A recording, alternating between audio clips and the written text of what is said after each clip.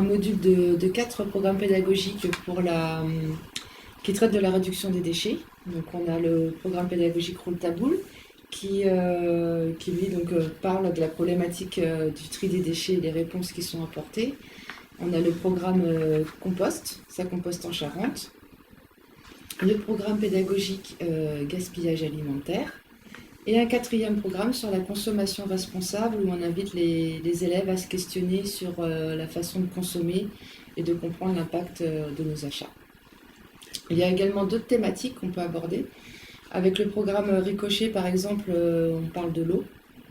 On fait le lien entre l'eau domestique et le milieu naturel. Il y a également le programme pédagogique Curieux de nature, où on incite les enfants à découvrir un milieu naturel proche de l'école. Il y a également le programme pédagogique Changement climatique, qui se décline en 3 entrées, énergie, habitat et adaptation des espèces, où là on va traiter les phénomènes et les enjeux liés aux évolutions climatiques.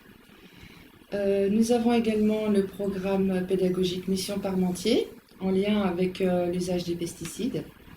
Le programme pédagogique Trame verte et bleue, qui lui va traiter des corridors écologiques, comment se déplacer pour satisfaire ses besoins. Nous avons également le programme pédagogique école. Donc là, le but, ça va être de découvrir la haie et ses rôles. Nous avons également aussi le programme pédagogique Nature à notre porte, où le but, c'est d'aborder la biodiversité avec les plus petits. Après, à la marge de ces programmes pédagogiques, on peut également faire des sorties ou des approches plus complètes sur des thèmes tels que la forêt, les chauves-souris, orchidées, oiseaux, moineaux, rapaces nocturnes, insectes, développement durable, zéro déchet, vision d'Europe, sol, voilà, plein de thématiques sont possibles à aborder également. C'est vrai que la création de l'association en 70, il y avait quelques petites actions, mais plus tournées vers le grand public, c'était de la sensibilisation.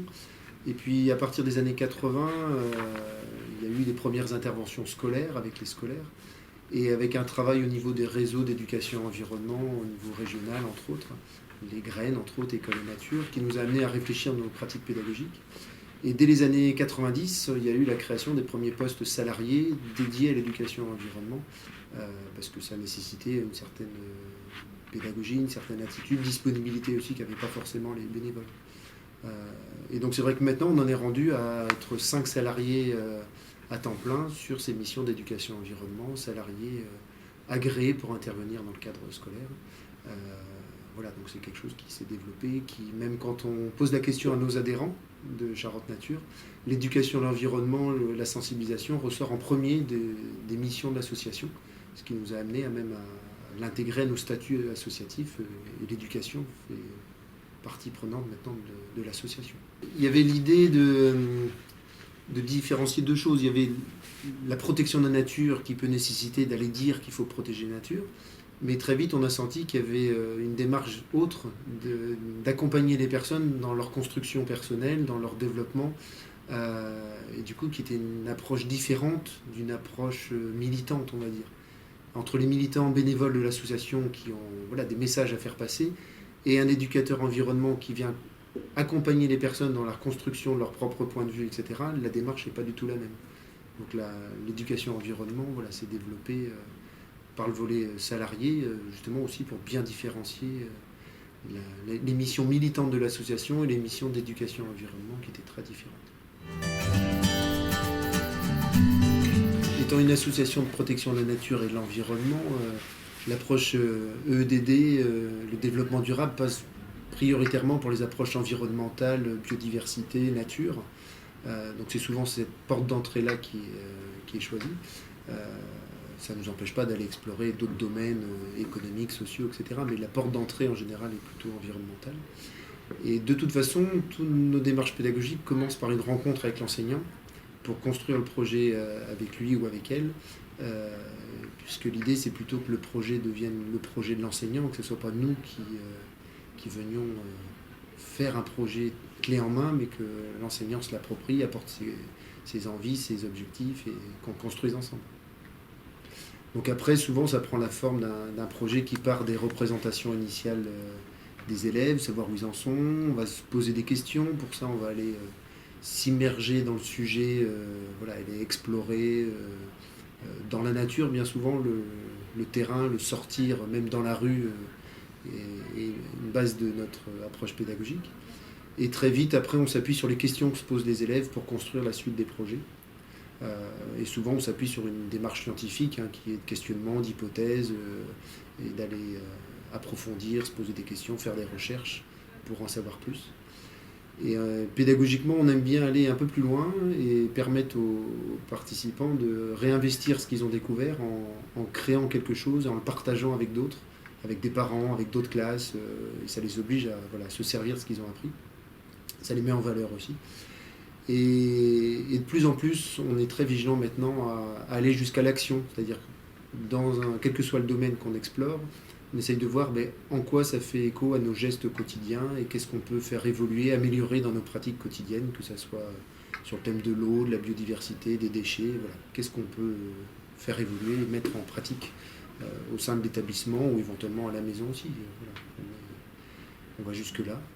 Et on a des partenaires qui nous accompagnent financièrement aussi, parce que souvent nos interventions sont financées par des partenaires, collectivités locales, diverses, voilà, on pourrait les citer si besoin, mais qui nous permettent d'aller jusqu'à une animation bilan, c'est-à-dire d'aller jusqu'à, avec les élèves, une animation où on se rend compte du chemin parcouru, de ce qu'on a appris, de ce qui reste finalement à la fin du projet. Donc aussi bien pour l'enseignant, pour l'éducateur environnement, pour les enfants, de mesurer le chemin parcouru, c'est souvent quelque chose de très riche et on se rend compte que c'est plutôt rare en France de pouvoir aller jusque-là en termes de démarche pédagogique. Et voilà, on travaille avec pas mal de monde autour de ça. Et souvent, plutôt que de faire tout par nous-mêmes, on essaye aussi de voir qui peut venir compléter nos interventions. Donc on a pas mal de projets en lien avec d'autres structures, que ce soit des musées, que ce soit d'autres associations. On prend souvent le soin de faire ensemble et de se compléter, voilà, plutôt que de se concurrencer. Par principe, on est sur le fait de ne pas faire de prosélytisme. Quand on est éducateur environnement, on n'est pas là pour porter la parole de l'association. Et l'approche pédagogique va plutôt, dans la mesure du possible, c'est pas toujours évident, mais d'essayer de varier les points de vue. Donc c'est pas évident d'avoir plein de témoins différents avec des points de vue très marqués, et puis les élèves, suivant la tranche d'âge, ne sont pas toujours à même de décortiquer, mais l'idée c'est de mettre en scène des situations qui permettent de voir une même problématique, avec différents angles de vue, différentes positions, pour permettre vraiment aux élèves de se forger un esprit critique et voilà, de se forger un propre avis, quoi. Alors, souvent on est sollicité pour apporter du contenu scientifique et des connaissances naturalistes, comment s'appelle telle plante, tel animal, comment ça marche, etc. Et très vite on se rend compte que ce qu'on apporte le plus en fait c'est une motivation, un vécu auquel l'enseignant peut se référer. On apporte voilà, des situations différentes du contexte scolaire classique qui va les obliger à réinvestir des compétences ou des connaissances ou même découvrir des savoir-faire. Donc on va voilà, apporter plutôt des situations stimulantes que vraiment un contenu plus précis qui souvent est pourtant la démarche de départ. Les premières sollicitations, souvent, c'est des enseignants qui sont un petit peu moins à l'aise sur l'identification de certaines choses et qui ont envie d'être accompagnés là-dessus. Mais c'est vrai qu'après la démarche qu'on construit, on se rend vite compte que voilà, l'intérêt principal est varié en fait. Il y a plein de raisons de travailler ensemble. Ça motive tout le monde, aussi bien l'enseignant, les enfants, que nous aussi, de faire des projets à chaque fois nouveaux. C'est souvent très, très dynamique. Quels sont les freins que vous percevez pour votre action éducative ? Les freins, c'est pas évident, c'est plutôt des évolutions. On manque pas de sollicitations. En général, on a plutôt du mal à répondre à toutes les sollicitations. Les freins, c'est pas vraiment des freins, c'est plus comment aller un peu plus loin, comment progresser encore dans nos approches pédagogiques. Et là, ce qu'on travaille en ce moment, c'est comment faire en sorte d'impliquer plus les adultes de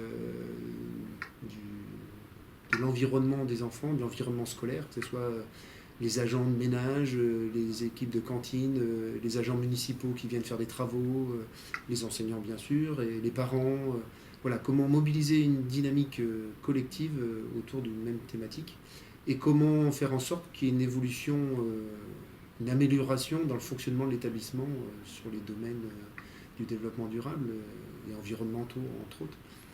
C'est plus là-dessus voilà, qu'on essaie d'avancer.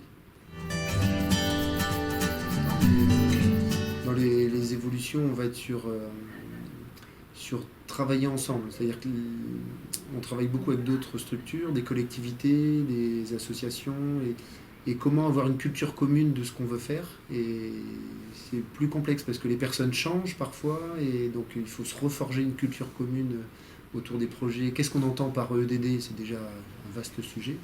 Et donc construire des projets à plusieurs, en partageant les mêmes valeurs, etc., c'est là-dessus qu'il y a une vigilance à avoir et un travail de tous les jours pour être vraiment ensemble et d'être positif et constructif. On a vécu plusieurs expériences où les enseignants, dans le cadre entre autres de la formation continue, venaient parfois avec nous et on co-animait des formations. Et du coup, avoir des vécus en commun, éducateurs environnement, enseignants, pour accompagner d'autres collègues à la construction de leurs projets, c'était souvent quelque chose de très riche puisque ça permettait de mieux se connaître et les échanges des réalités mutuelles étaient très riches. Et c'est vrai qu'on l'a un peu perdu depuis quelques temps et ça, en termes de dynamique, c'était quelque chose d'intéressant. Donc avoir plus de liens serait quelque chose d'assez riche.